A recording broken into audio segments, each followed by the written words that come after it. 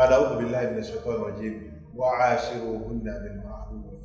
akuti muzikhala nawo azikazi anuwo muzinthu zimene zili zabwino koma muzikhala nawo mwabwino bilmaruf muzikhala nawo mwabwino sizikutanthauza kuti inutu simungapeze zolakwika kuchokera kwa akazi anu mutha kupeza ndithu mamistake osiyanasiyana koma muzikhala nawo mwabwino fain karihtumuhunna koma ngati zapezeka kuti inuyo basi mwanyasidwa nawo simukuwafunanso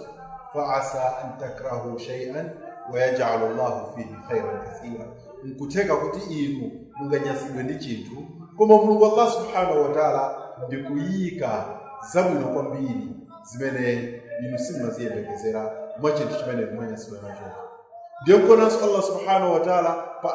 aya ina pa vesi ina wanati wala tansau al-fadla bainakum, musamayiwale mtendere kapena ma favors amene ali pakati pa wina ndi nzake mwenye.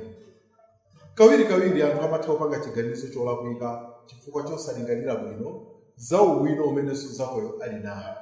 Ndiyo kuna Allah subhanahu wa ta'ala wayika basis, wayika chikhalidwe cha pabanja kukhala bil ma'ruf, chochitirana zabwino.